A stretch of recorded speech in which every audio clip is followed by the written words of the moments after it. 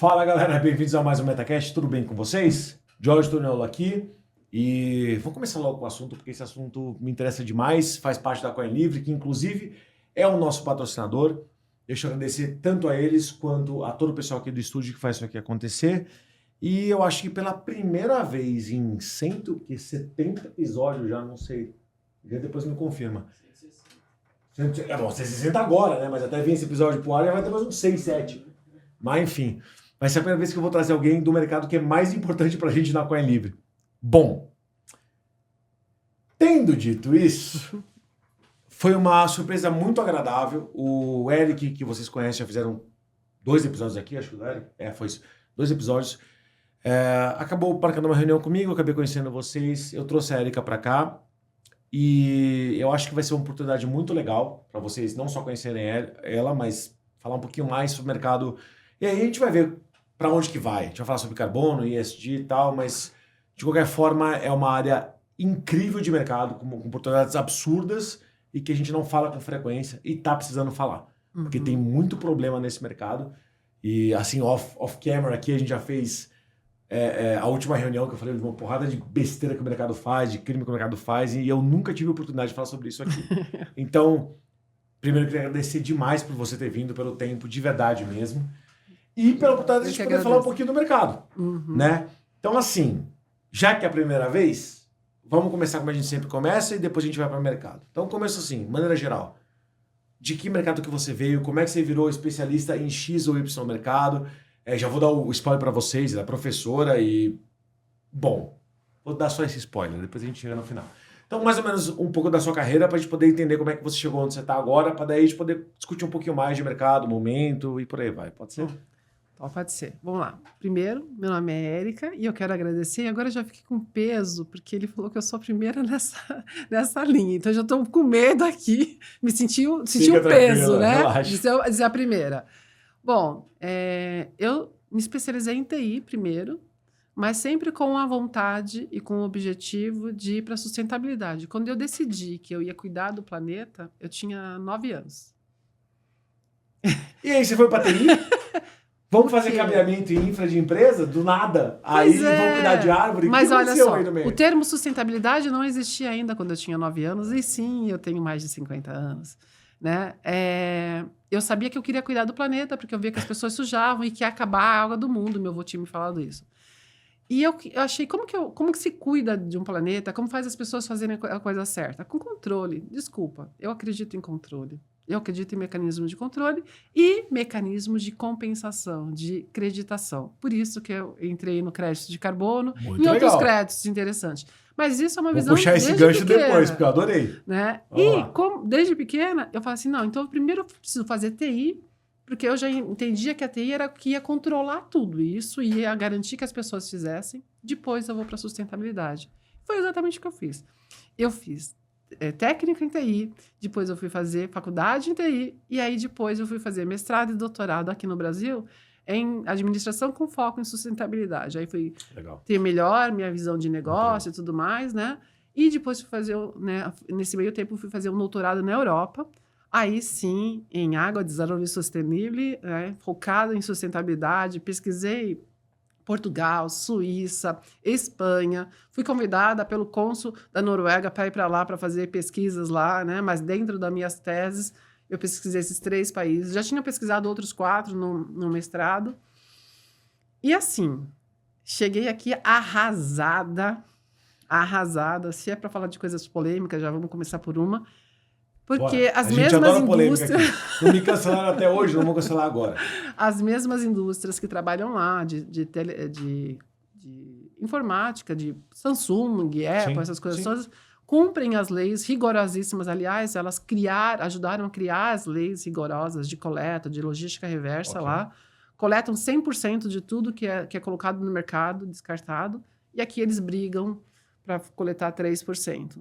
E quando eu cheguei no Brasil, olhando aquilo tudo funcionando na Europa bonitinho, não que as pessoas sejam perfeitas, elas reclamam ainda de fazer a coleta seletiva, mas a lei faz com que elas façam. Eu falei, eu preciso ser um pouquinho mais do que pesquisadora. um pouquinho mais do que professora. Porque como professora eu sei que influenciou eles, porque eu sou o que eu falo, né? E que até já foi um comentário isso em sala de aula. Nossa, você faz o que você fala, né? Mas bons projetos podem, de fato, mudar a situação de muitas pessoas. Inclusive, se eu não estou desatualizado, o Brasil é o país que mais recicla no mundo. Apesar da gente não ter a cultura de reciclagem perfeita, daquela de separação item por item, a nossa coleta de itens recicláveis é a maior do mundo. Nos Estados Unidos, eles são, acho que não é nem um décimo do que a gente faz hoje. Não que a gente esteja certo, tá? A gente faz porcaria pra caramba. O brasileiro faz mas a gente ainda tem mais cultura de reciclagem do que os caras têm. Então, se a gente se comparar aos Estados Unidos, a gente até acha que a gente está bem na fita. Os caras são terríveis. Né? Na questão de sustentabilidade, não é o forte deles. Na questão de pensar no outro, né? Não é o forte deles. Né? Falando só de reciclagem mesmo, porque sustentabilidade envolve outras coisas. Né? Porque sustentabilidade é tudo, né? É tudo, não é só... Fato. Sustentabilidade é ser economicamente viável, ambientalmente correto e socialmente justo. Né? Então envolve muito mais que isso. Bela definição, vai virar corte. Não. Muito bom, adorei. Vai virar corte? Vai virar corte, bora. Não, adorei mesmo, achei muito legal. Bom, e o que acontece? A gente está muito aquém. A Europa faz isso melhor que a gente. E outros países também fazem melhor que a gente. A gente recicla menos de 3% de tudo que a gente descarta. Ainda assim é uma quantidade gigantesca, né? Entra algumas crenças que eu tenho. Tanto que aí o Share nasceu para impulsionar a economia circular, que as pessoas procuram um pouco por economia circular, né? A gente estava falando sobre isso. Mas entre economia circular. E o que é economia circular? A economia circular é fazer com que um bem se mantenha mais tempo possível e atenda mais pessoas de uma forma melhor durante o tempo, para que a gente aproveite melhor aquela matéria-prima e tudo aquilo, né? E aí eu falei, não, eu preciso criar alguma coisa que ajude a fazer isso. Aí você fala, você vai brigar com a indústria? Não quero brigar com ninguém, eu sou de paz. Eu quero que elas entendam que elas podem ganhar mais dinheiro com a economia circular.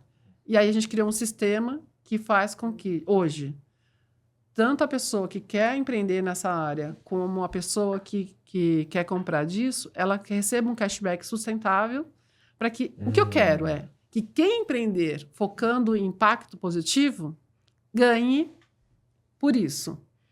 Mais ou menos como o crédito de carbono faz. Só que eu acho que é injusto só o crédito de carbono. Já que vamos falar de bastante coisa polêmica, né?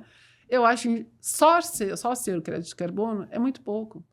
Porque tem outros serviços que também reduzem a pegada de carbono, mas geram outro impacto maravilhoso. Impacto social e ambiental muito forte e são altamente lucrativos se a gente der chance para eles. Que a gente não tem uma cultura para isso, né? Então foi por isso que eu entrei neste mercado. Foi por isso que eu fui entender de crédito de carbono. E é complicado porque, tipo assim, quando você vai pro ponto de vista do Estado, o que importa para eles é a coleta primária de imposto.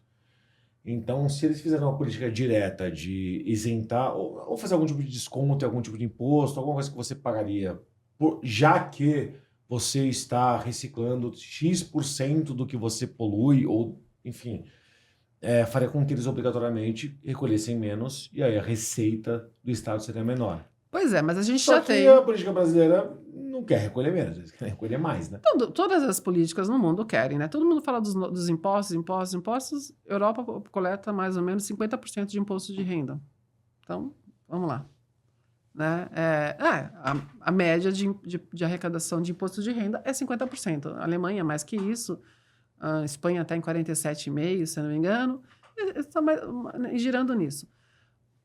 Não vamos discutir também como que eles usam esses impostos e como que a gente usa. Não que eu seja feliz, né, com a nossa política de tributação. A gente pagando 48 ponto alguma coisa e voltando só 4 Aí, não, problemático, enfim, né? A gente vai falar de welfare state, mas isso é outra história. Não, mas aí, voltando para cá, por exemplo, a gente já tem uma lei de logística reversa que você, como empresa, tá, pode doar até 6% do teu imposto devido, né? E se beneficiar disso. Para quê? Para projetos de logística reversa. Sim. Isso passa pelo mesmo conceito de pagamento sobre serviços ambientais. E só um segundinho, pessoal, para vocês estão vendo, essa lei, vamos dizer assim, é a mesma coisa.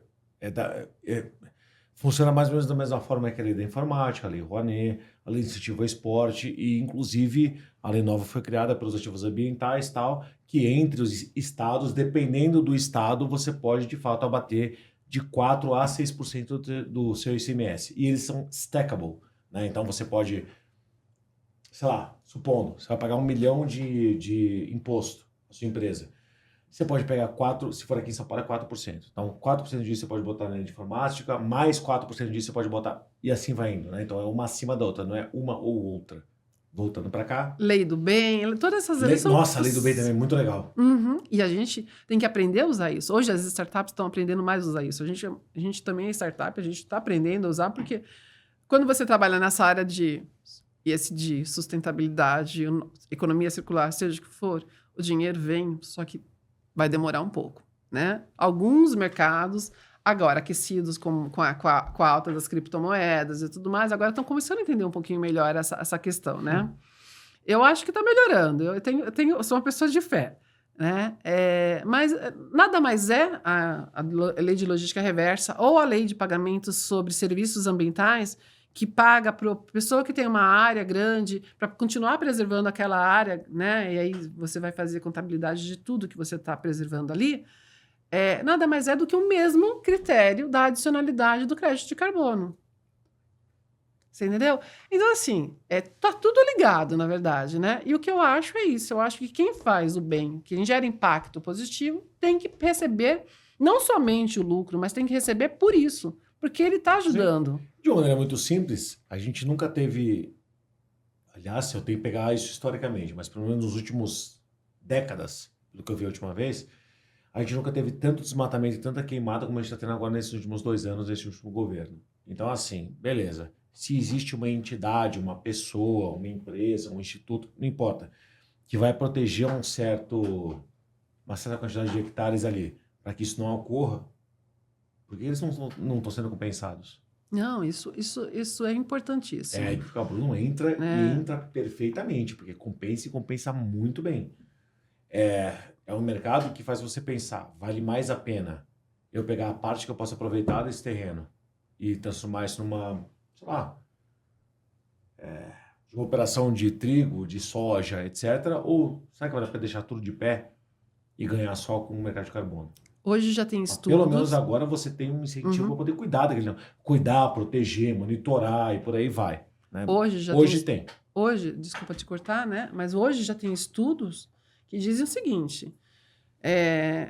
a quantidade de cabeças de gado que você produz por hectare, comparando com você preservar aquilo lá. E eu não vou lembrar o número, porque eu sou péssima para lembrar das coisas. Também. TDAH tá? É foda. O número é impossível. Mas, assim, para compensar você preservar a área, para poder vender os créditos de carbono daquela área preservada, abaixo do que o mínimo que se espera criar de gado em 1 hectare. Ou seja, em qualquer conta básica, se você fizer o trabalho mínimo de criação de gado, é melhor você preservar economicamente, para você de lucro, do que você manter aquela área com a criação de gado. Isso é interessante, né? O meu economista fica um pouquinho preocupado por causa do seguinte, isso é verdade de fato, porque, como a gente já discutiu antes, inclusive pelo Tratado de Paris, tem muitos países que precisam compensar uma quantidade absurda de carbono. E por causa disso, o ativo da tonelada de carbono acaba valorizando demais. Algo que poderia ser vendido por 3, 4 ou 5 dólares a tonelada vai para 30, 40, 50. Porque está todo mundo desesperado para poder não pagar multa e compensar, enfim, por aí vai. Se isso virar uma regra geral, a gente está falando que todo mundo que tiver terrenos e pensar em, eu vou botar gado, eu vou plantar sei lá o quê, vai valer mais a pena só deixar de pé aquilo para poder vender carbono. Porque o mercado está pagando mais. Só que se isso for verdade, ninguém se alimenta. Você não tem mais gado, você não tem mais trigo, você não tem mais nada. Então, assim, existe um equilíbrio de mercado que isso vai chegar ao longo do tempo e tal. Porém, por um outro lado, aqui no Brasil você tem leis que falam por bioma especificamente, não é por estado nem por cidade, né? Para vocês, já me perguntaram isso algumas vezes. Por bioma, a quantidade, na verdade, o percentual do terreno que você tem que preservar. Agora, essa preservação é a parte mais importante, porque preservar, a gente está falando sobre deixar a mata de pé. Não só mata, todo o resto, mas para deixar aquele ambiente puro, neutro, sem nenhum tipo de intervenção do homem, nada disso, tá? Só que para isso acontecer, você precisa cercar, você precisa monitorar, você precisa defender, entre outras coisas. Você Isso precisa tem um cuidar. custo. Isso tem um custo. E é um custo alto. Esse custo acaba sendo repassado pela parte do terreno dele, porque, ó, só lembrando para quem não sabe, na lei brasileira, dependendo do bioma, você tem que proteger de 20% a 80% do seu território sem poder explorar aquilo para poder fazer algum tipo de ativo. Então, gente, você imagina que se você estiver num bioma que você tem que preservar 70%, os outros 30% está produzindo algum tipo de ativo, você tem que ter uma margem de lucro suficiente para que você possa ganhar dinheiro e proteger, monitorar todo o resto que, por lei, você de fato tem que fazer. E é por isso que justamente as nossas commodities acabam saindo mais caras do que deveriam. Ponto. Pós-lei de 2021, isso mudou. Então, porque agora a galera pode ganhar dinheiro com esse terreno que está sendo protegido. Tem algumas coisas na sua fala que a gente precisa pensar. Primeiro, se o meu terreno eu preciso preservar 80%, é porque eu estou numa área que não é para ser explorada. Eu estou numa área de preservação ambiental. Ponto. Isso é um ótimo Então, ponto. você já está no lugar errado. Isso é um ótimo ponto. Né? Essa é a primeira coisa. Então, a segunda realmente 20% é uma margem e a gente tem que entender que esses 20% estão muito ligados a nascentes, essas coisas assim, senão o teu negócio também não vai parar de pé. Monocultura só acaba com qualquer terreno. E eu nem quero entrar realmente nessa conversa, porque senão a gente vai afundar no outro lado. Não, é uma área né? que eu também não entendo. Não adianta. Não, eu consigo mas, andar bem nessa área, só que eu acho que a gente vai afundar para um outro lado, né?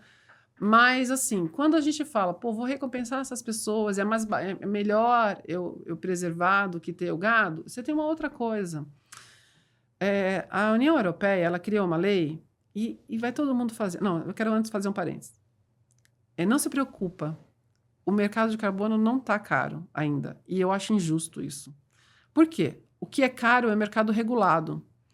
O mercado voluntário ainda está muito flutuante. Ele vai de $0,5, a verdade é essa, a 300, $900.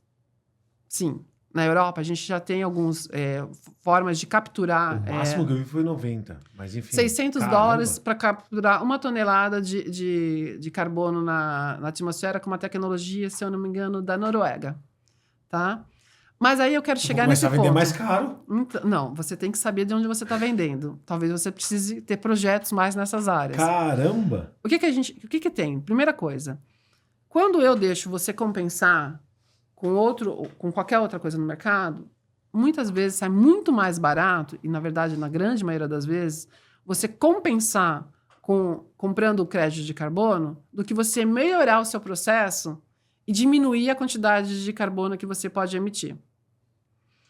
E aí, fica injusto. Bom ponto. Então, mas aí fica injusto. O que a União Europeia quer e outros grandes estudiosos, inclusive estudiosos dos Estados Unidos, a gente tem duas vertentes muito interessantes, uma nos Estados Unidos, outra na União Europeia, que defendem que, primeira coisa, você tem que ter um mercado de carbono onde você tenha mais ou menos um valor médio. Não dá para ter crédito de carbono sendo vendido a $10, a $5, porque ele não paga os processos de melhora da indústria, que é onde a gente está com problema. Onde a gente tem problema de emissão de carbono? Na indústria, na manufatura, né? E eu vendendo $12 achando que era barato, que era caro. Não, mas aí depende de onde você tira. E assim, aí se a gente falar de bioma, de proteção, a gente vai ter mercados mais valorizados. A Amazônia é muito mais valorizada que a Mata Atlântica. Não, tudo bem. Isso é a quantidade por hectare, isso é outra história. Enfim. Mas assim... O que eu digo o que eles querem é criar um mercado onde seja um preço mais ou menos padrão, né? Para quê? Para que você não fuja comprando em vez de fazer a coisa certa. E aí tem mais ainda. Em 2023, eles criaram uma lei que em 2024 já começou a entrar em vigor e agora em junho a gente teve um problema sério aí com o ministro da Agricultura, tendo que pedir, pelo amor de Deus, para a União Europeia segurar essa lei, que era do gado, né? Que você não pode mais comprar coisas que emitam muito mais CO2, que venham de área desmatada. Aí o que eles fizeram? Criaram uma lei que fala assim, olha, empresa europeia, é o seguinte, você só pode emitir tanto para produzir. Ah, então eu vou deixar de produzir aqui e vou importar. Acabar com o mercado aqui, né? Vou importar. Então, você pode importar, só que você vai ter que trazer a pegada de carbono junto, vai ter que declarar ela, e se esse cara que você importar também emitir a mais, você tem que pagar a compensação a partir de 2026. Mas isso é bizarro, né? O comprador não deveria pagar pela emissão ou pela dívida de carbono, vamos dizer assim. Deveria ser o produtor.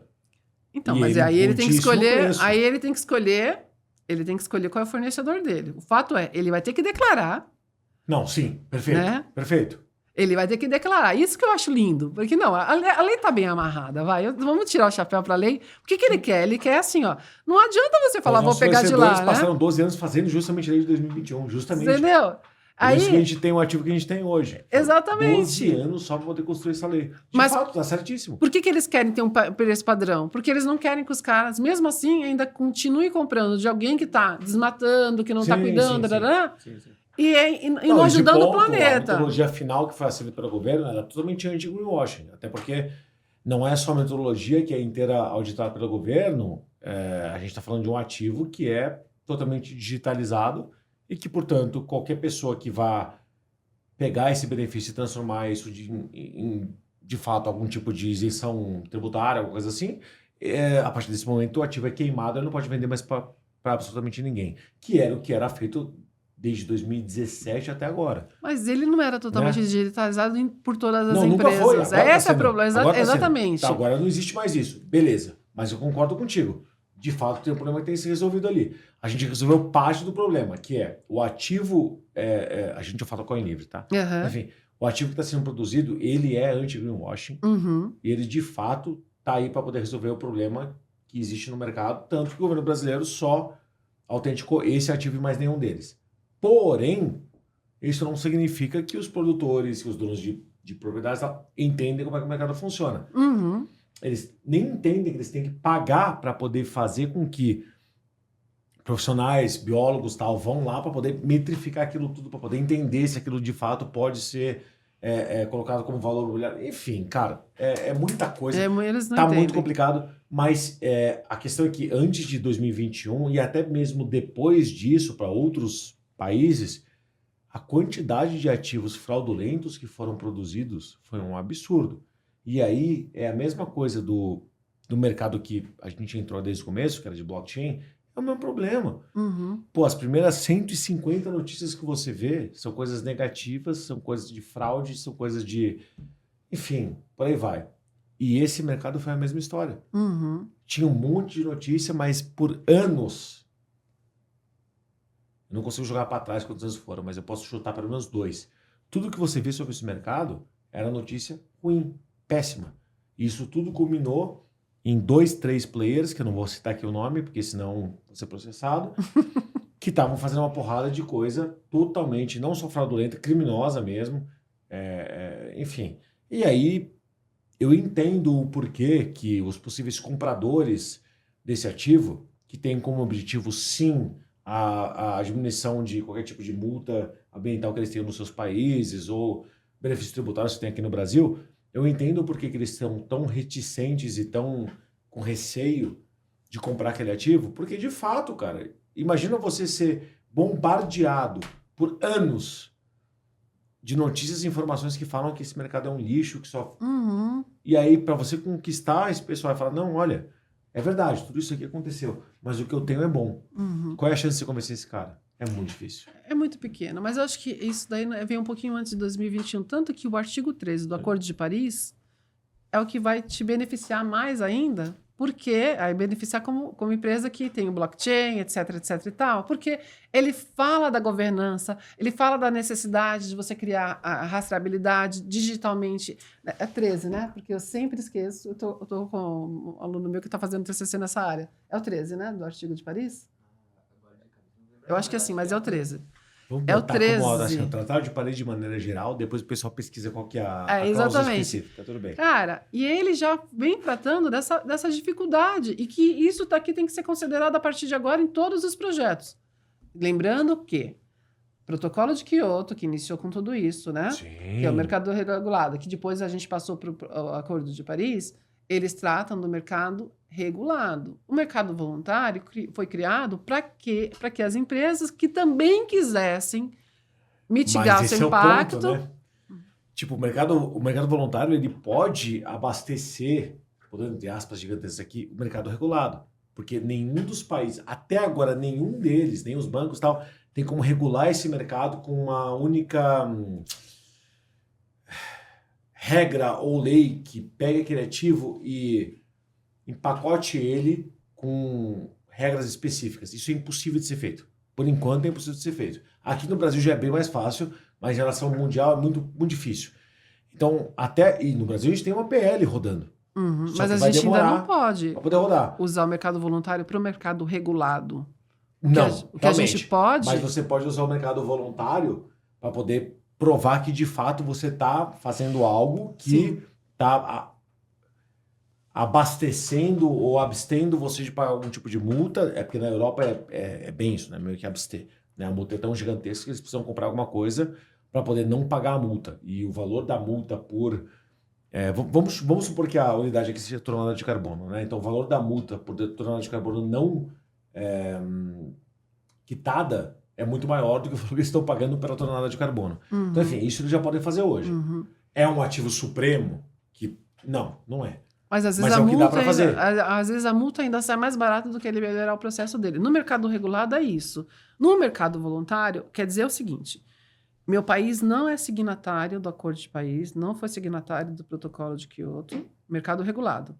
Então eu não tenho obrigação. Ou eu sou signatário, mas eu ainda não regulei isso. Nós regulamos agora. Nós somos signatários, mas nós regulamos agora. Demoramos bastante tempo para regular. Agora as empresas vão ter a obrigação dentro do mercado regulado. Este é um grande passo. Sim, mas gente, não existe ainda. Não tem né? nenhum mercado Ainda não regulado tem. ainda de carbono. Porque não é tanto tem. que a última legislação saiu agora dia 10 ou 13 de dezembro, né? E mesmo assim, e mesmo, inclusive, o último grande protocolo que foi colocado foi em Hong Kong, se não me engano. Vou ter que lembrar agora, para não falar besteira pro pessoal. Mas de qualquer forma, ninguém nem chegou perto de estabelecer o que de fato é o ativo perfeito para poder ser colocado dentro isso dessa... Isso é uma outra coisa, exatamente, né? Mas quem está mais perto disso é o Brasil. Porque você precisa longe, triangular de tudo. longe. E a gente está chegando perto de triangular todos os elementos para que não exista fraude. E aí sim ele possa ser considerado alguma coisa... Certo. Que compense de verdade, né? Certo. Esse é o problema. Porque dentro do mercado voluntário a gente teve grandes escândalos, inclusive envolvendo grandes empresas aqui nossas. 95% foi só escândalo. Mas quase nada empresas foi grandes nossas, né? Envolvendo uma das maiores certificadoras de crédito de carbono do mercado voluntário do mundo. As empresas que fizeram isso, as empresas não certificadoras que fizeram isso, achando que estava tudo bem, que eu não posso também citar o nome aqui. Não. Mas enfim, se não vamos citar o nome aí, de tipo assim, nenhuma escândalo empresa. de crédito de carbono, você vai ver o que tem. Sim. Até o próprio termo crédito de carbono já está totalmente errado. Totalmente errado. Então, assim, para vocês que não estão acostumados com o tema, só rapidamente falar o seguinte. A gente está falando sobre um ativo que aqui no Brasil, quando você emite a documentação desse ativo, pela B3, o documento fala sobre o seu terreno, a possibilidade dele gerar X ativos dentro de uma empresa certificadora ao longo do tempo. O problema é que esse instrumento que foi criado há muito tempo atrás para a safra de commodities foi o instrumento que foi utilizado para cá também. E aí, na prática, o que aconteceu? As pessoas que conseguiram fazer esse processo inteiro e emitiram esse documento que chama CPR junto da B3, acabaram com um documento que basicamente falava que o ativo deles era infinito. Porque, ao contrário de uma safra de trigo, que daqui a X anos vai estar pronta, quando a gente fala de árvores de maneira geral, porque na época era só árvores, não era mais nada. Antes de 2021, não se fala de bioma, de flora, de fauna, nada disso. Era só árvore em pé. Né? Ao contrário da safra, que pegou, cultivou, planta de novo, a árvore em pé não tem tempo finito. Então virou uma CPR infinita. Aí é foda falar sobre isso sem ser cancelado, né? Por isso que eu não tô... Porque eu normalmente eu costumo dizer exaltado, que eu falei com vocês, eu tava na reunião com vocês. Mas basicamente é o seguinte. Aí por causa disso, as empresas tentaram fazer... ganhar dinheiro com isso, transformaram isso num documento que falava, olha, eu posso produzir isso aqui ao longo do tempo, portanto, eu vou somar toda a possibilidade de produção desse conteúdo, desse ativo, dessa emissão, e jogar valor presente. E aí eu vendo isso. Uhum. Obviamente que isso não foi aceito pela ONU.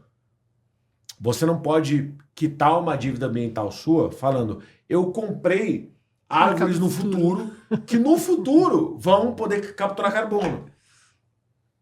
Não dá. Mas por algum motivo, ninguém pensou com... Tipo assim, é o Tico e o Teco não funcionando. Não, assim, acho que funcionaram muito bem. O pessoal tem só 2 neurônios. É o Tico e o Teco, um tá de férias e o outro tá pedrinha na cabeça. Não sei o que aconteceu, mas não fazia sentido. Então, e isso que o Brasil, de novo, tá? É o mais avançado em relação à legislação, à caracterização do ativo por si só. E aí, depois de 2021, o pessoal decidiu, tá, não é nem mais crédito de carbono, isso não existe. Até porque crédito já leva a ideia de que você está, de alguma forma, pegando um ativo e trazendo um valor presente. Não é mais assim que funciona. Agora é tonelada de carbono. Agora a gente vai falar. O que já foi produzido no passado pode ser utilizado para você quitar a sua dívida, tanto aqui quanto lá fora. Uhum. Criamos um novo mercado. Sim, Criamos mesmo, nós brasileiros. Sim. Criamos um novo mercado. E já que a gente é o pulmão do mundo, todo mundo falava isso, lembra? Uhum. Agora a gente de fato é o pulmão do mundo. Esse é o problema, que a gente é sempre alguma coisa do mundo no futuro, né? Pois é. Não, E mas aí, de fato aí agora a a gente gente é. tá. Agora dá pra fazer dinheiro com isso, de verdade. Não, sim, mas aí você tem que organizar a casa, né? Não dá para olhar, exatamente, não dá para pagar dívida com dinheiro no futuro, né?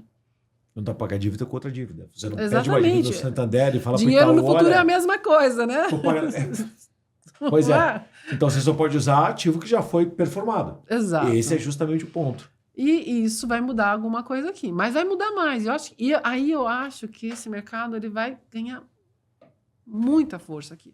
Todo mundo fala que realmente a gente tem Aqui potência. no Brasil, você quer dizer? Sim, aqui no Eu Brasil. concordo contigo. A gente tem potência para realmente abastecer esse mercado muito forte. Porque primeiro a gente tem a Amazônia, que realmente não dá para negar que que a Amazônia é muito importante. É o bioma que mais emite, aliás, que mais tem toneladas de carbono por hectare. E não é só isso, No né? mundo. Ela não é só isso. Porque quando ela é isso, ela também é um oceano um mar de água suspenso por causa da evaporação. E a gente só não tem o Centro-Oeste seco. O Centro-Oeste era para ser seco. Graças à Amazônia, que cria esse oceano. Só que ao contrário de todos os rios, a gente chama de oceano porque ela anda ao contrário de todos os rios. Todos os rios caminham para o oceano, né? Sim, lá caminha. Esse oceano que a gente tem suspenso, ele vai para o lado da Cordilheira dos Andes. Aí a gente tem a Cordilheira dos Andes aqui, ela vem esse mar de água suspenso, ele vem fazendo isso, vem irrigando todo o nosso centro-oeste e mantendo toda a nossa temperatura ao longo do Brasil, graças à nossa Cordilheira dos Andes, a Cordilheira dos Andes também que faz essa barreira para a gente, né? E então manter a Amazônia de pé é falar, não teremos um Saara aqui. Não teremos um Saara, não só na Amazônia, Perfeito. mas não teremos um Saara E no isso tem que ser Centro-Oeste. remunerado, esse que é o ponto. Isso tem que ser Os remunerado. donos desse terreno, pode ser os índios, uma comunidade, não interessa. Agora você pode remunerar esse pessoal por estar protegendo aquela área. É isso que é importante. E a gente... Quantas vezes você não ouviu, os índios tal estão sentados numa mina de ouro, de maneira genérica, né? Não é o ouro em si só. Assim, estão sentados num território gigantesco lá que podia estar produzindo, mas não está porque eles... Acabou essa discussão. Acabou. Agora, eles podem estar sentados num terreno que tem muita coisa a ser feita, mas agora isso a ser feito já tem uma maneira de ser comercializado, o que antes não tinha. Uhum. Isso é muito interessante. Muito interessante. Não tem mais preconceito, mas tá bom, mercado, vamos lá, beleza. A gente tem o pulmão do mundo, vamos comercializar esse pulmão do mundo.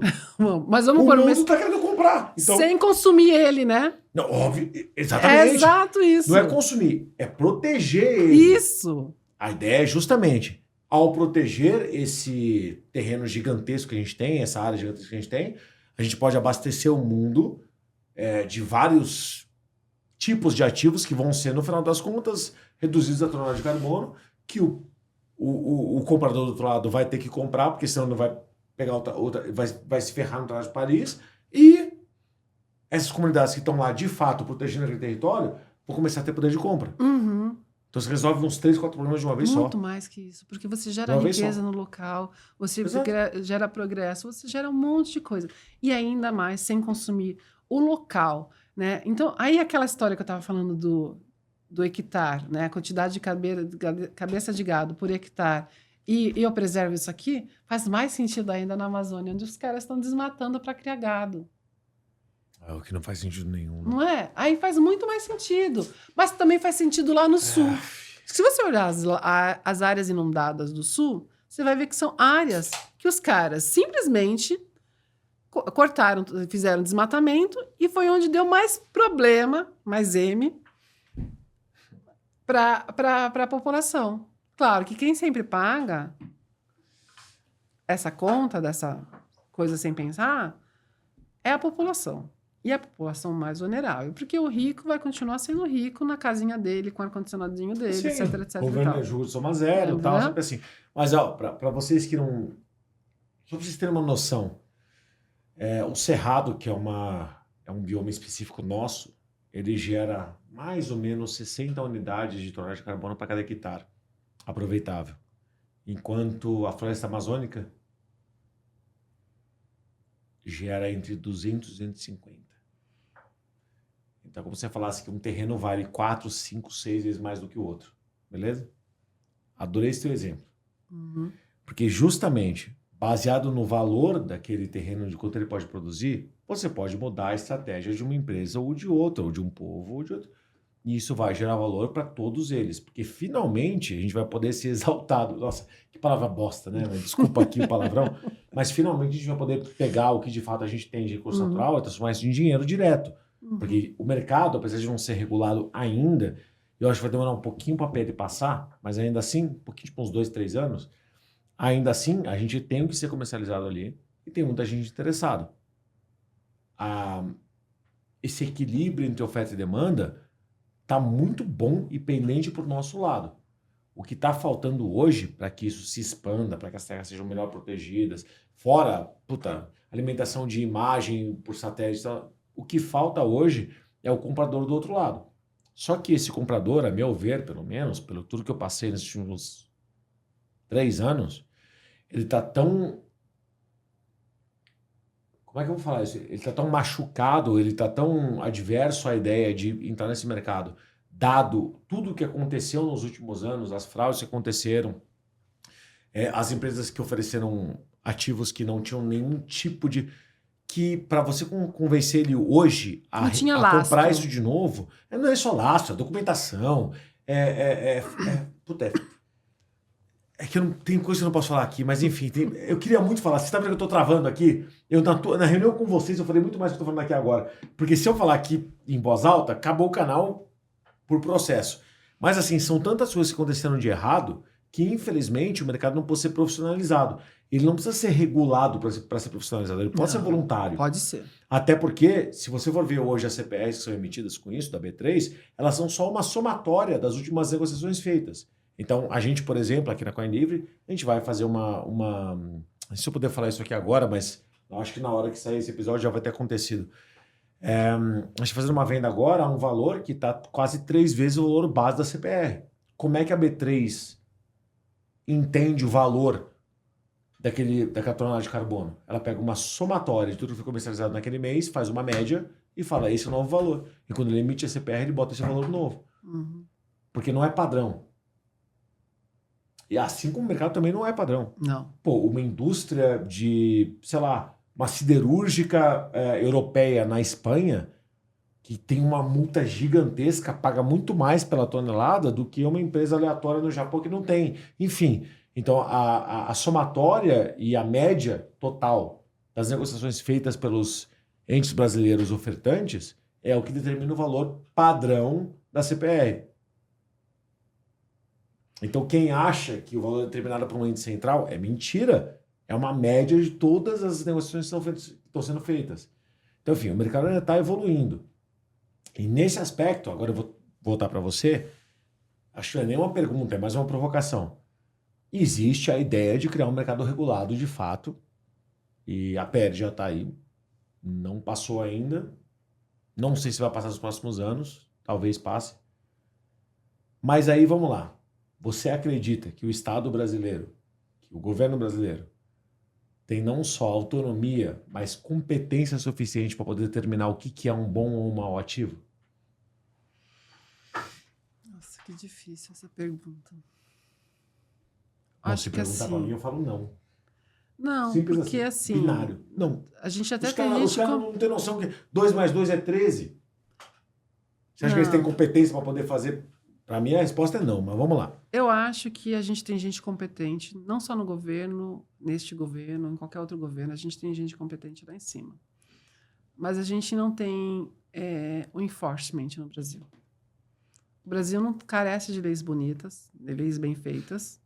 Ele tem ótimas leis. As nossas leis, a maior parte delas são copiadas de outros lugares, para outros lugares, são modelos. Igual o LGBT e o... Desculpa. Lei de Proteção Geral de Dados, LGPD e a parte de AI, que vieram direto do MiCA, da Europa, que está vindo para cá. Sim, a gente copia muita coisa. Mas faz bem feito. A gente tem bons juristas. A gente já... Não, e a gente exporta muita lei, né? Por exemplo, a gente foi o primeiro país a assinar a lei que obriga, a partir de 2026, todas as empresas colocarem no seu balanço final, não apenas o bottom line financeiro, mas o bottom line social e ambiental. Sim. Né? E essa lei já estava sendo desenhada na Europa há um tempo, nós aprovamos antes. Ela é muito parecida com o que estava sendo desenhado na Europa. Verdade. Isso vai mudar tudo. O ESG, né, que não é uma coisa recente, apesar dele ter ganho o grande boom dele, ter sido depois lá que o CEO da BlackRock.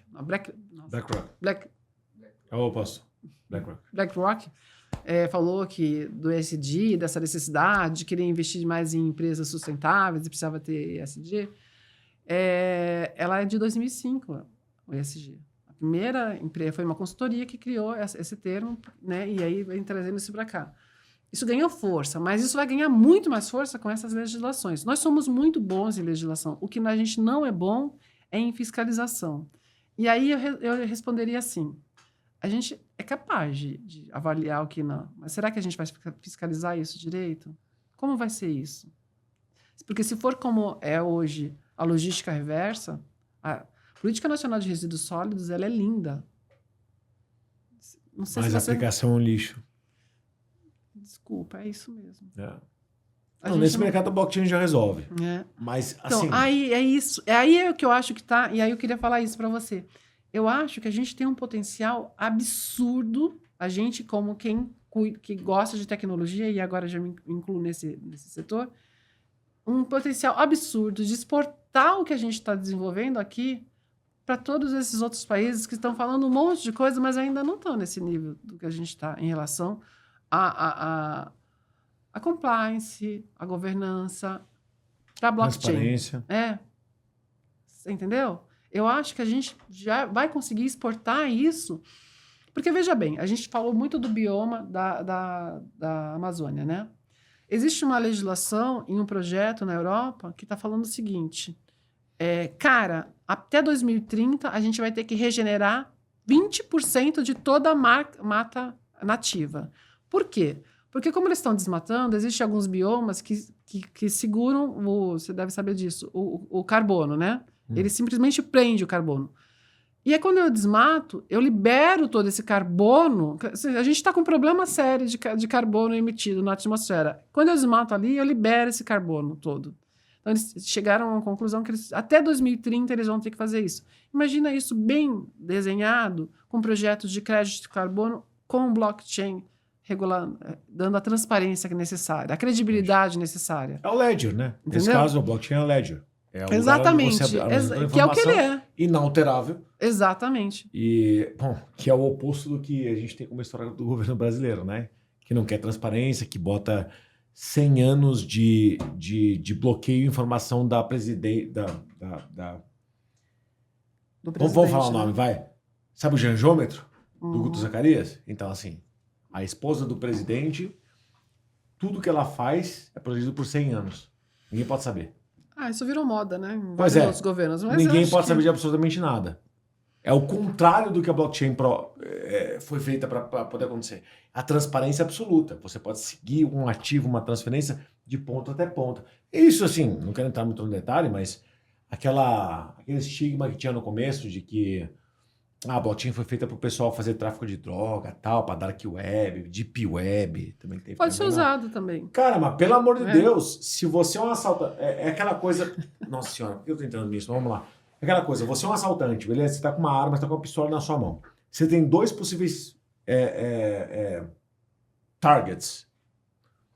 Um deles é um Uno, com a senhora com a bolsa. Outro deles é uma Hammer, com 4 caras, uma Hammer blindada, com 4 caras com 12 na mão. Qual dos dois se assalta? Não vai ser o cara do Hammer, vai. Aqui é a mesma coisa. Se você quiser fazer alguma besteira, cometer algum crime, o último lugar que você vai cometer esse crime é no blockchain. É assim. Porque lá tá tudo monitorado.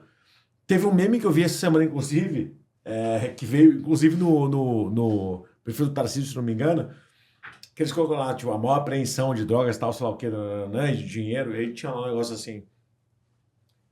Mas o problema é a blockchain. E aí tinha uma porrada de pilha de dinheiro ali. Gente, quem comete crime, comete com dinheiro físico. Não vai cometer com dinheiro que você tenha o trackability, que você consegue monitorar desde a origem até o final. Você não vai cometer crime com algo que é totalmente monitorável. É igual você falar, você vai assaltar um caixa eletrônico com câmera ou sem câmera? Por que você vai assaltar aquele que tem com câmera? Então, para esse mercado especificamente, quando a gente fala de carbono, quando a gente fala desse tipo de ativo especificamente, que inclusive agora, né, via CoinLivre, não quero fazer propaganda aqui, mas já fazendo, né, nosso patrocinador, esse ativo que a gente criou, ele é totalmente antifraude, ele é anti-greenwashing, não tem como. Mas ele não anonima, não tem como. Não anonimiza, né? Hoje o teu sistema não anonimiza, não é isso?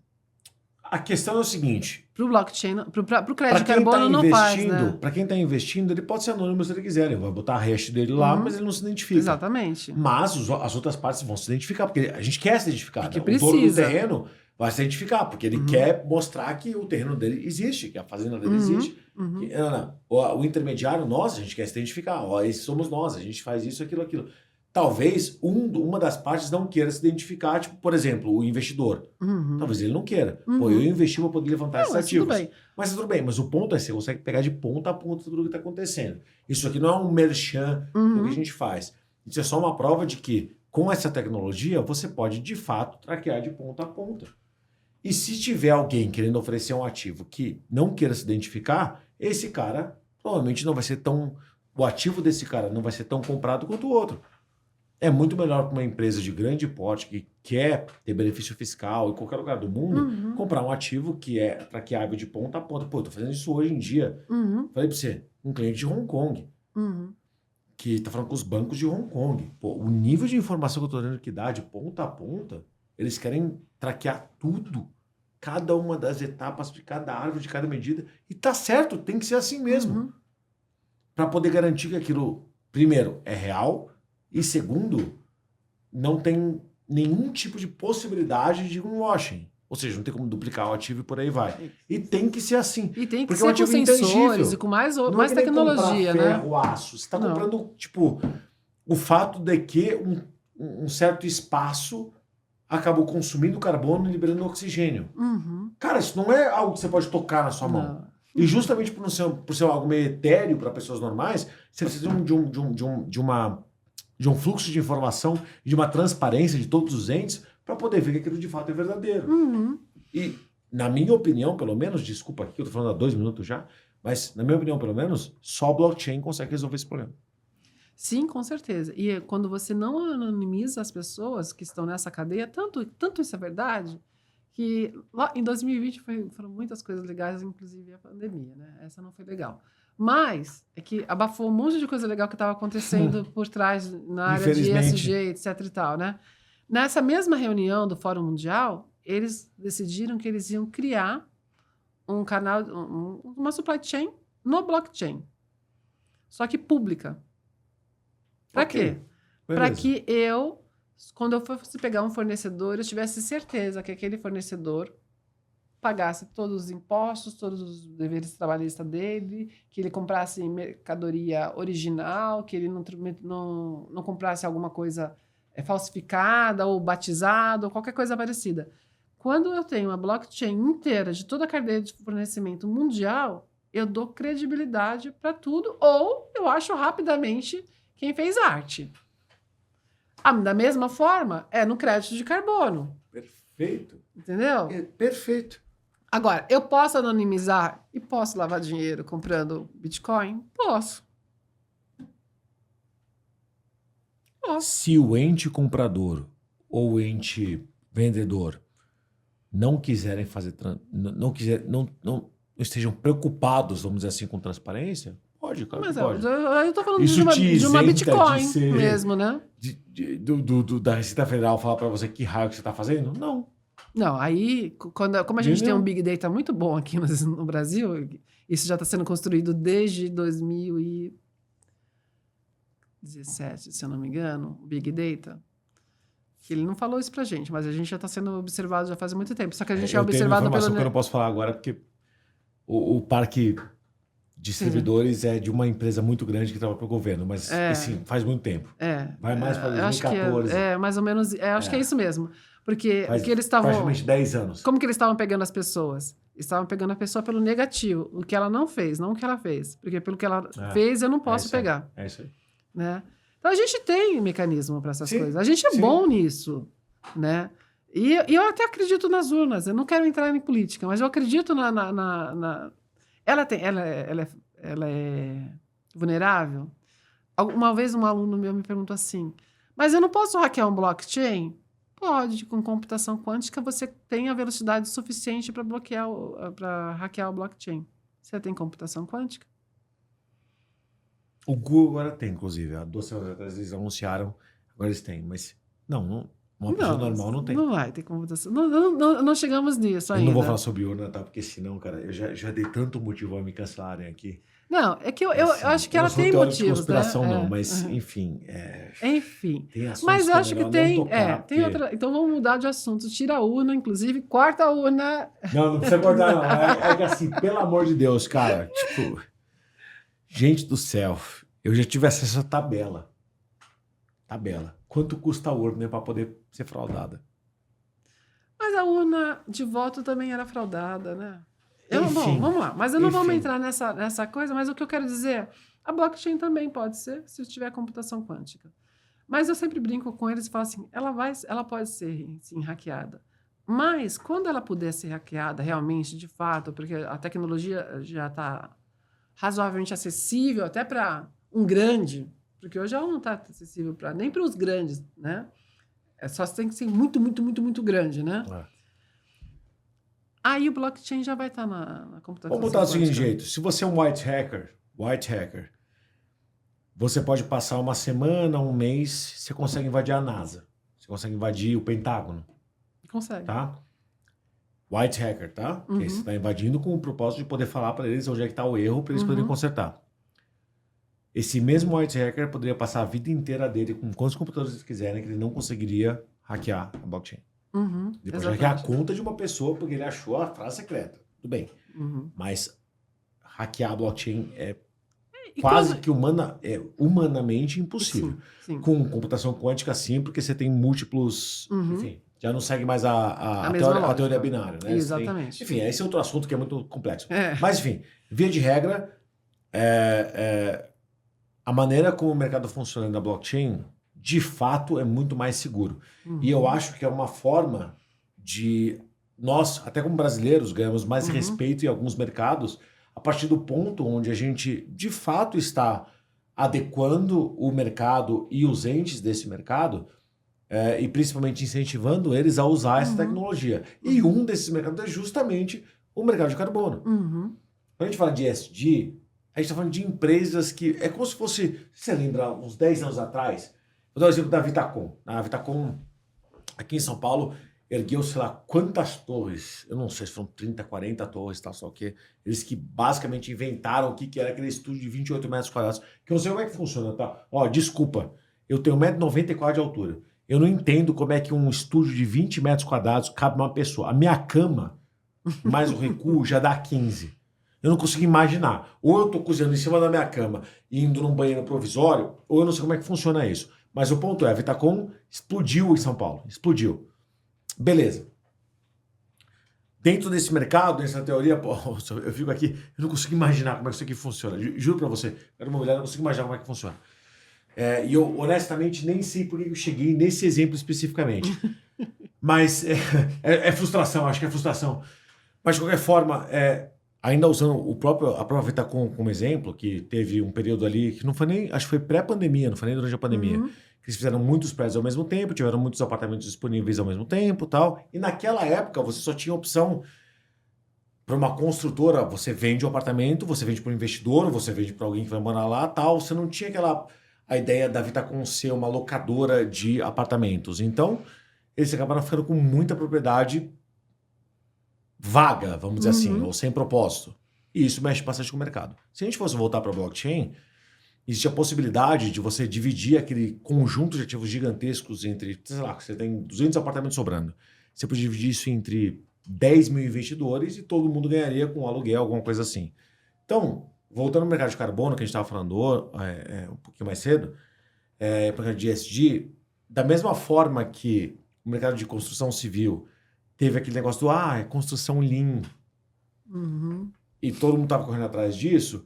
O mercado atual, todo mundo é ESG. Que lindo e maravilhoso. Mas na prática, o que funciona é um mercado onde a relação entre investido e investidor seja neutra, os dois lados possam negociar entre eles, pelo menos na minha opinião, tá? Negociar entre eles. E, para mim, a única forma de fazer isso não é por contratos normais, e sim por contratos via blockchain. Então, eu fiz essa volta toda aqui. Me desculpa quem está usando, quem está ouvindo a gente, porque TDAH é foda, né? Eu abri muita aba na minha cabeça. Mas o ponto era justamente esse. É entender, se hoje a blockchain é uma solução para vários mercados diferentes, isso só funciona se você tem segurança de contratos.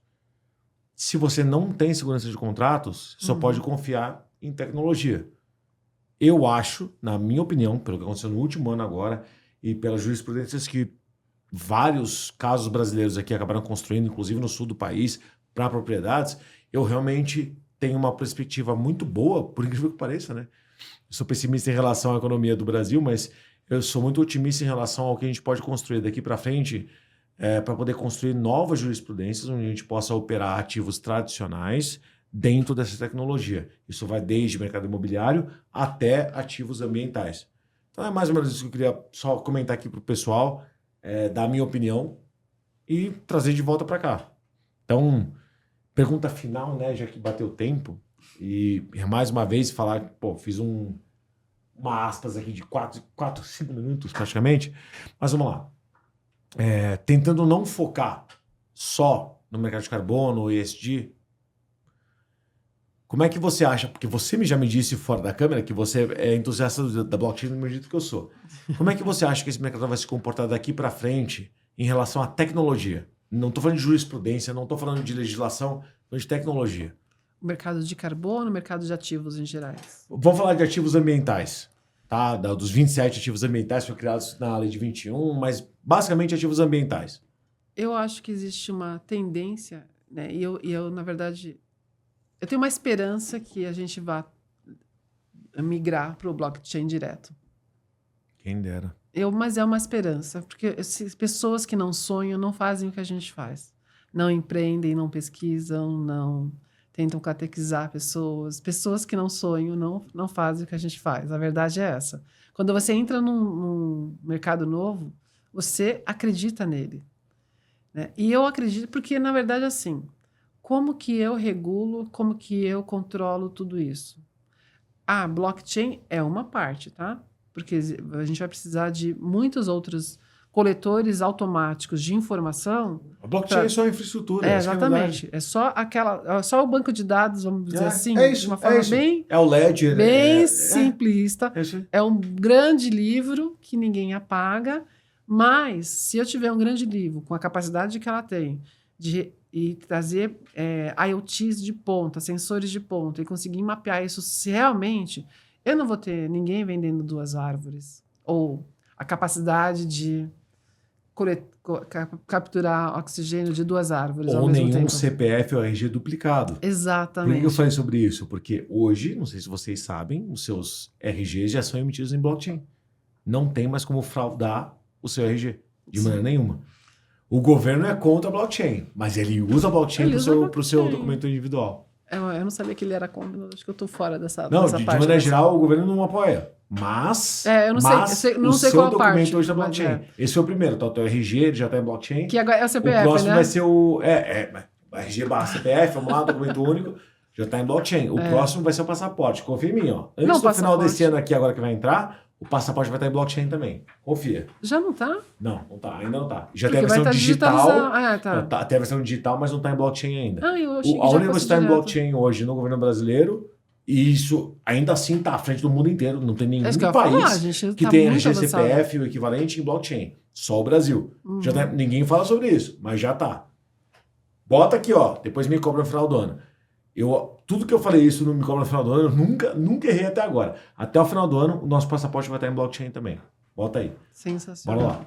Não, a gente está muito avançado em tudo isso, não é à toa que a Alemanha e um monte de outros países vêm aqui buscar as nossas equipes para cá. Ótimo ponto. Inclusive, falando com... ele não era cônsul, ele era tipo como se fosse um lobista entre o consulado alemão para... Enfim, ele tinha uma carteira de investimentos lá que ele queria colocar em certos temas, e o maior deles justamente energia renovável, tal, escambau, mas tudo que fosse em blockchain tinha uma atenção especial para ele poder apresentar lá para cima.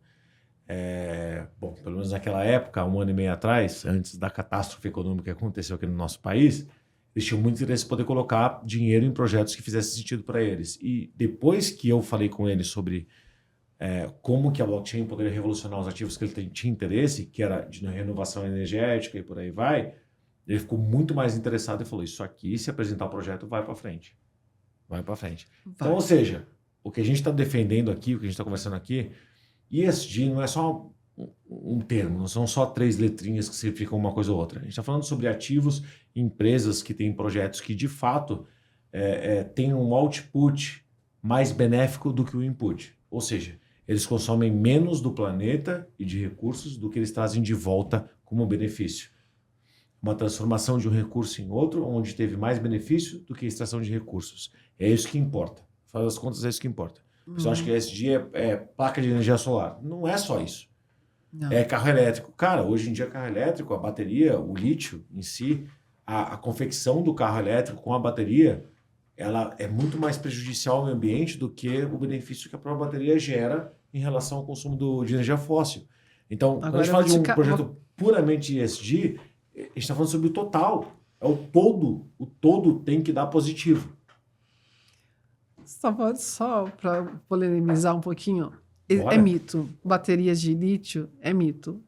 Existe uma pesquisa agora já na Unicamp que conseguiu provar isso diferente. Ela dura, depois que ela saiu do carro, mais uns 30 anos. Sendo armazenar, por exemplo, coisas de energia solar. Mas é só para deixar vocês curiosos, para olharem essas coisas, que eu gosto de ver essas verdades que são faladas várias vezes, próximo entrevista contigo, vou trazer o diretor do pitch aqui, porque o cara é foda pra caramba aqui de São José dos Campos. Maravilhoso, a gente fala muito sobre isso, inclusive. O problema é a confecção do ativo e não realmente o benefício ao longo do tempo, mas é um papo muito bom. Não, é interessante. Aí eu trago outras pessoas que estão na linha de frente dessas pesquisas que eu acho muito interessante, essas coisas assim. E é isso que a gente está falando, entendeu? A gente está avançado em todo esse tema, muito. A gente tem a faca, o queijo e a bandeja na mão, porque a gente não explorou nada de crédito de carbono no Brasil. O mercado voluntário está ali, ó, bonitinhos para ser explorado. Eu acho que até né, e a gente faz isso na nossa startup, eu seguraria um pouco, algumas vezes, porque eu acho que esse crédito ele vai ter um patamar de $30, $50, que é o que os grandes grupos têm discutidos por aí. E aí, falando desse patamar, a gente ainda tem uma outra coisa que vai ajudar mais a gente ainda. A gente que quer mexer com essa coisa de crédito de carbono. Lembra que eu falei da legislação da União Europeia? Aí você fala assim, mas o que vai acontecer? Essas indústrias vão sair de lá, né? Porque, pensa bem, por que eu vou ficar lá num lugar onde a lei é tão rigorosa me faz pagar crédito de carbono quando eu compro de um cara que está emitindo? Enorme, inclusive. Exatamente. Né? Se uniu com... Aí a Califórnia mesmo não é os Estados Unidos, porque os Estados Unidos são estados, alguns outros estados dos Estados Unidos, Canadá, Austrália, acho que Nova Zelândia está no meio também, e a União Europeia inteira estão criando um bloco para comprar só de fornecedores que sejam sustentáveis, que emitam menos. Logo, aliás, isso foi no Biden, eu não sei como que o Trump vai levar isso, tá? E também não quero entrar nessa política, não sei como o Trump vai... Mas, eu vou falar que foi um golpe de mestre que o Biden... Mas o Biden, 2 mais 2 é igual a tijolo.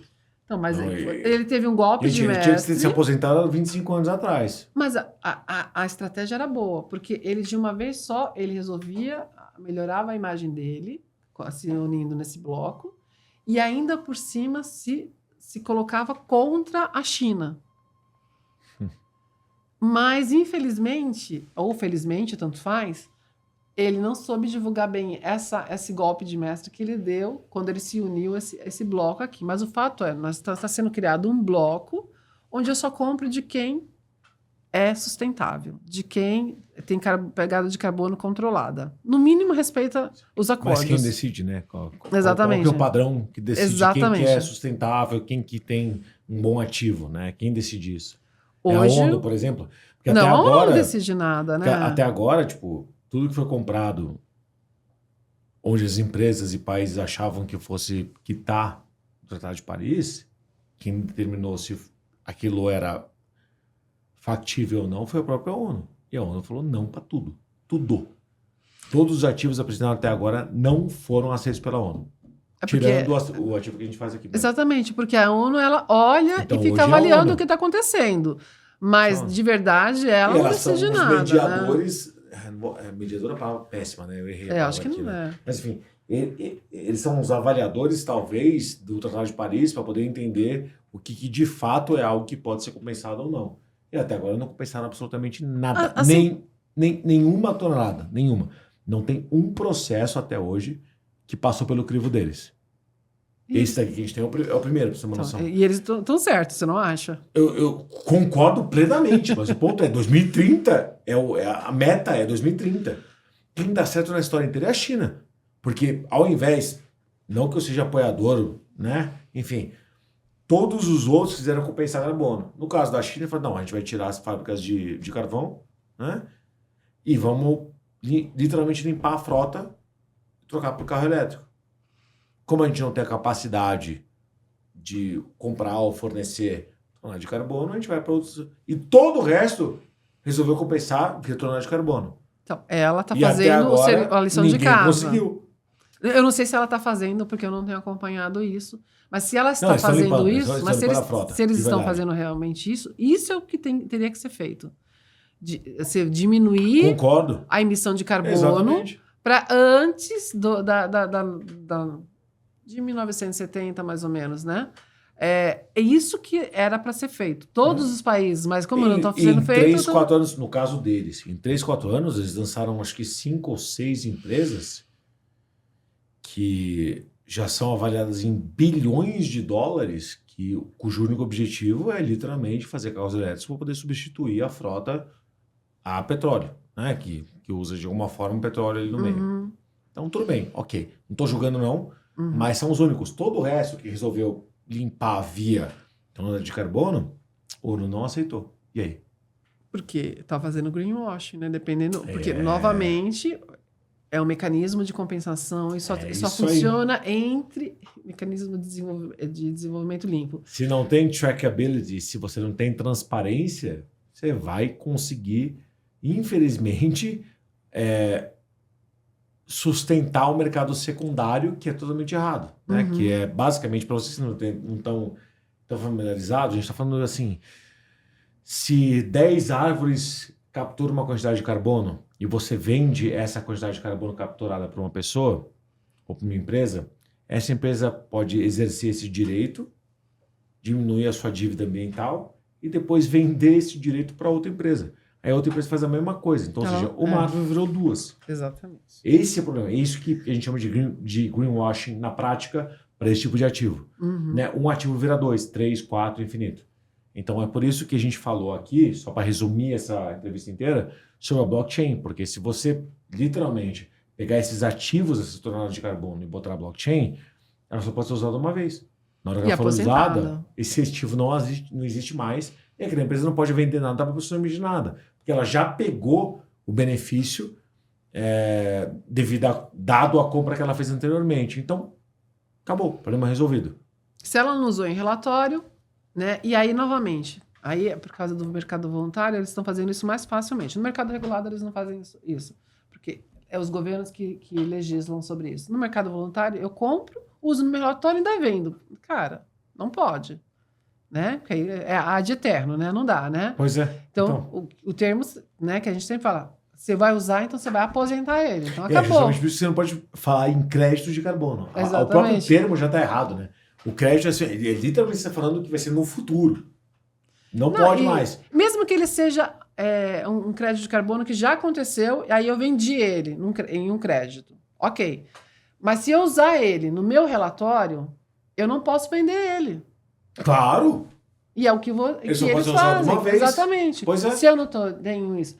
Mas eu acho que tem mais uma barreira aí, um desafio aí. E se ele foi parar em outra blockchain? Não tem como. Não, como? Não tem como. Se ele foi duplicado na hora que ele nasceu? Não tem como. Ah, bom. Não, também não tem como. Não tem como. Se você criou um ativo e transferiu para qualquer tipo de empresa e a empresa, ela podia fazer qualquer falcatrua ali, não importa. A empresa falou, eu vou utilizar isso aqui para poder compensar. É que nem ponto do Smiles, gente. Você não consegue duplicar o ponto do Smiles. Você ganhou os Smiles, você quer trocar uma passagem, beleza. Na hora que você trocar uma passagem, queimou os pontos Smiles. Acabou, é isso. Isso que nem está na blockchain, os pontos Smiles. Aqui é a mesma coisa. Porque tem uma empresa centralizadora. Só que a gente tem algo muito melhor. Porque a empresa centralizadora, ela decide sobre o todo. A gente está falando de uma rede que respeita uma regra. Se você queima o ativo, ele está queimado. Você não pode dentro duplicar. da blockchain, sim. Exatamente. O problema é que o que eu acho que o Brasil está muito na frente é que o governo entrou junto. Não é isso que você está me contando? Sim. A CVM e o Bacen estão a favor. Exatamente. Entrou junto. Não o governo. O governo... Mas ele entrou. Vou mudar o governo para aquele lugar. Então, mas o Bacen e a CVM entraram juntos. Entrou junto. Se ele entrou junto, agora eu dou credibilidade para isso. Exatamente. Porque e a agora... B3 ainda faz o ativo de segurança por trás. Porque na hora que eu for fazer toda essa triangulação de declarações, aí eu consigo achar, opa, como que esse negócio aqui apareceu aqui e aqui? Fato. Entendeu? Fato. Aí você pelo menos tem os entes que são os responsáveis de confiança para poder... E é assim que a gente faz a venda hoje, né? Isso. Tipo, o cliente internacional chega para mim, pô, quem é o certificador?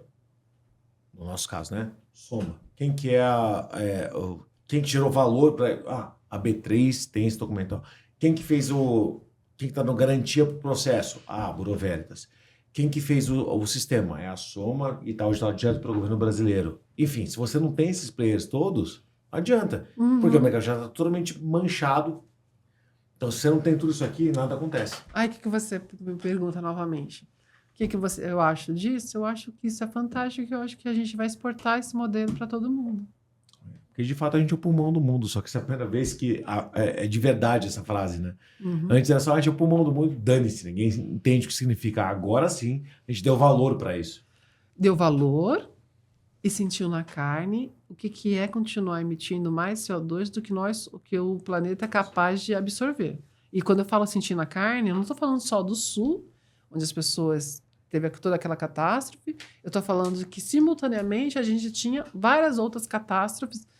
Você vê Itália, Roma sendo invadida por água, Portugal, Espanha, França, teve um monte de lugares que na mesma época tiveram diversas enchentes, tudo resultado... Porque o crédito do carbono não ia existir se o aquecimento global não fosse um fato e não, como muita gente quis falar, uma conspiração, sei lá. Pois é. Né? Pois é. Bom, momentos finais aqui, a gente já passou bastante do tempo, de qualquer forma, deixar esse espaço agora, você, câmera, você, se quer deixar teu contato, tua empresa, fica à vontade, por favor. Bom, o meu arroba é Ushar, U-S-H-A-R, oficial, Ushar oficial, que é mais fácil me achar por lá. Mas meu LinkedIn, Érica Eugênia Fernandes Augusto, Érica com YK, estou disponível para qualquer coisa. A gente hoje está medindo toda a pegada, a gente está gerando um lastro realmente da economia circular e vai entrando dentro da blockchain. Então, por isso que eu acredito tanto na blockchain. Eu fiz várias provocações, eu acho que são legais para vocês entenderem um pouco mais sobre o que é esse universo, né? E assim, eu acredito realmente que o mundo será mais descentralizado, mas todo mapeado dentro de uma blockchain. Show de bola, gente. Para quem ficou até agora, queria agradecer bastante. Foi um papo bem técnico sobre um assunto bem específico, mas ainda assim, eu acho extremamente relevante que a gente fale sobre isso, porque daqui a 5 anos todo mundo vai estar olhando de volta aqui para ver o que a gente está falando, para tentar aprender. Porque eu realmente, e infelizmente, acredito que isso só vai chegar na pessoa física depois de bastante tempo. No começo, quem vai ser muito impactado são as grandes indústrias, as grandes empresas que precisam de fato transformar o que eles estão gerando de ativos negativos, vamos dizer assim, o que eles estão prejudicando o meio ambiente e tem que transformar isso em algo positivo. Até isso chegar no ser humano normal, no CPF, demora um pouquinho. Ainda assim, mais uma vez, agradecer a todo mundo que está aqui. Não esquece de curtir, compartilhar, se inscrever. Érica, muito obrigado pelo papo. E é sobre isso. É sobre conversar, sentar na mesa, discutir, debater. Eu mesmo não tenho todas as informações nem de perto. Essa troca é importante, porque é um mercado novo sendo desenvolvido. A gente tenta, dentro da Coalive, inclusive, criar ativos para poder fazer com que isso seja o mais seguro possível. Mas ainda assim, o mercado se desenvolve o tempo inteiro. Então, não tem a resposta certa ou perfeita ainda. A gente está aprendendo para poder gerar o ativo perfeito. Essa que é a verdade. É isso que a gente gostaria de fazer acontecer. Então, gente, mais uma vez, muito obrigado. Até o próximo episódio e tchau, tchau.